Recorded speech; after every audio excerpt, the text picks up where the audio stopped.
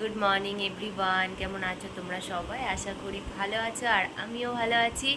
আজ হলো নববর্ষ, তো শুভ নববর্ষ সবাইকে। নতুন বছরের অনেক অনেক অনেক ভালো ভালো শুভেচ্ছা রইল তোমাদের জন্য। খুব ভালো কাটুক এই বছরটা সবার, যে যেখানে আছে সবাই সুস্থ থাকুক, ভালো থাকুক, ভগবানের কাছে এটাই প্রার্থনা করি। এখন সকাল 8টা বাজে আর আজকে কিন্তু সকাল সকাল উঠে গেছি। আর উঠে ফ্রেশ হয়ে চা করছিলাম এতক্ষণ, আর রাস্তা দিয়ে যাচ্ছিল প্রভাত ফেরি, দেখতে এত ভালো লাগছিল কি বলবো, মানে চোখটা পুরো জুড়িয়ে গেল। এরকম দৃশ্য সাধারণত দেখা যায় না, মানে দেখা যায় বাট আমি ফার্স্ট টাইম দেখলাম এখানে এখানে বলছি। তো এই প্রভাত ফেরি যাচ্ছিল সেটাই দেখছিলাম, আর চাও আমার হয়ে গেছে রেডি। এই যে আমি চা নিয়ে চলে এসেছি, গরম গরম একদম চা। আর এইবার যাব বাজারে চা খেয়ে। আজকে তো পয়লা বৈশাখ, কালকে আমি মিষ্টিগুলো এনে রেখেছিলাম। এত পরিমাণে ভিড় হয়েছে কালকে মিষ্টির দোকানে যে একদম পুরো মারপিট অবস্থা হয়ে যাচ্ছিল। একজনের সাথে একজনের তো গন্ডগোলই বেঁধে গেল, ঝগড়া হয়ে গেল।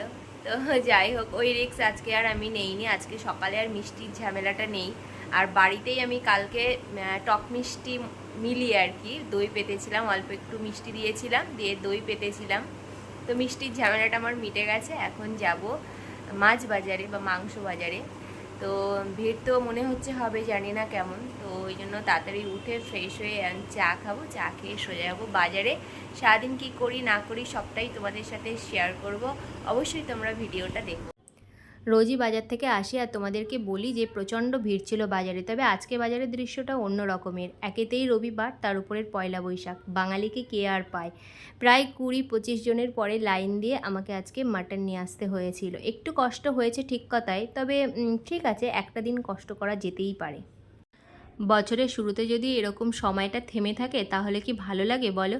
ঘড়িটার ব্যাটারিটা শেষ হয়ে গেছিলো, আর ব্যাটারি একটা নিয়ে এসেছি নতুন, আজকেই পড়াতে হবে। কারণ বছরের শুরুতে এরকম বন্ধ ঘড়ি সামনে দেখতে একদম ভালো লাগে না। আর সোহাগ দেখো এদিকে কি করছে। সোহাগ একটা চকলেট নিয়ে চকলেটটা খাচ্ছে আর সারা গায়ে মাখছে। বাজার থেকে বাড়ি এসে দেখি মা একদম সুন্দর করে বিছনা বিছনা রেডি করে রেখেছে। নতুন বেড কভার, নতুন বালিশের কভার সব সুন্দর করে সেট করে দিয়েছে, আর একদম ঘর দুয়ার পরিষ্কার হয়ে গেছে আমার। আর আজকে মাসি আসবে না আর কি, তো তার জন্যই কালকে তো সমস্ত কাজই করে রেখেছিলাম। তো আজকে ঘর দুয়ার মোছা, ওই দেখ ভাই দেখ চেয়ারের উপরে উঠে যাচ্ছে। তারপরে আমি প্রত্যেক বছরে এটা করি, নতুন বেড কভার বেছানো সবটাই মা আজকে রেডি করে রেখেছে, কারণ বাজার থেকে আসতে আমার ভীষণ লেট হয়ে গেছে। আমার সাথে সাথে সোহাগও আজকে খুব সকাল সকাল উঠে গেছে। অ্যাকচুয়ালি ওই ফার্স্টে উঠেছিল, তারপরে আমি উঠেছিলাম। তো এখন ঘুমিয়ে পড়েছে, ওই যে খাটে ঘুমাচ্ছে, অ্যান্ড ঘুমিয়ে পড়েছে। এবার আমি যাবো ঝটপট রান্নাঘরে, কারণ রান্নাঘরের কোনো কাজই এখনও স্টার্ট হয়নি। এবার গিয়ে রান্নাবান্না শুরু করতে হবে। আমি ভাবলাম সোহাগ ঘুমাতে ঘুমাতে আমার রান্না বোধহয় কমপ্লিট হয়ে যাবে, কিন্তু সোহাগ তো উঠে গেল।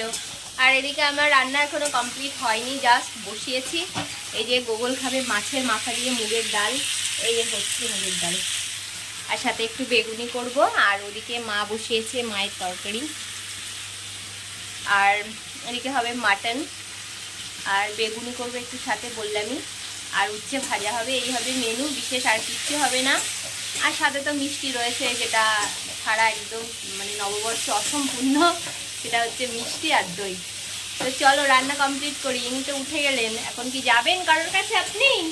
বাবালে, বাবালে, বাবা, তুমি সবাইকে একটু শুভ নববর্ষ বলে দাও তো, বলে দাও তো, শুভ নববর্ষ বলে দাও সবাইকে, একটু বলে দাও, একটু হেসে দাও, একটু হাসো। আজ ঘুম থেকে উঠেছে, কোনো মুড নেই এখন। বেলা 11টা বাজে এখন। এখন আমি আর মা বসে খাচ্ছি ওটস। এই যে খাওয়ারও সময় নেই আজকে। আসলে বাজার থেকে যেদিন আসতে লেট হয়ে যায় সেদিন সপ্তাহেই লেট। তো মা অনেক কাজ এগিয়ে রেখেছে আজকে। তো চলেন, মাংস এখনও বসাইনি, ভাতটা বসালাম, খেয়ে দিয়ে নিয়ে তারপরে রিল্যাক্সে মাংস বসাবো। সোহাগ কিন্তু একদম সকাল সকাল রেডি হয়ে গেছে, স্নান করে একদম নতুন গেঞ্জি পরে নিয়েছে। এখন দুপুরের ড্রেস এটা, আবার সন্ধ্যাবেলায় যখন যদি ঘুরতে যায় তাহলে কিন্তু আরও একটা ড্রেস পরবে সোহাগ, তাই তো? হ্যাঁ তাই তো। আজকে কি বলো তো, আজকে নববর্ষ, শুভ নববর্ষ। হ্যাঁ এখন ঘরের পুজোটা দিচ্ছি, সব রান্নাবান্না কমপ্লিট হয়ে গেছে। এখন গোপালকে একটুখানি মুছিয়ে নিচ্ছি। গোপালের জন্য নতুন একটা ড্রেস নিয়ে এসেছি। আমরা সবাই নতুন ড্রেস পরবো, আর গোপাল পরবো না তাই হয়। একদম কটনের ড্রেসটা নিয়ে এসেছি, এই যে এখন সুন্দর করে পরাবো। তার জন্য আগের যে ড্রেসটা আছে সেই ড্রেসটা খুলে নিচ্ছি, নিয়ে তারপরে পুজোটা দেবো, দিয়ে খাওয়া দাওয়া করবো। তো সবাই মোটামুটি কম বেশি স্নান করা হয়ে গেছে, এখন মা বাকি আছে স্নান করতে। আমি ততক্ষণে পুজোটা দিয়ে নিই, তারপরে তোমাদের সাথে দেখা হচ্ছে। এই যে গপু আমার একদম রেডি, পয়লা বৈশাখের ড্রেস পরে এই গরমের মধ্যে একদম সুন্দর ড্রেস পরিয়ে দিয়েছি গপুকে। এখন গপু গপুর জায়গায় বসে পড়বে, তারপরে ওকে খেতে দেবো।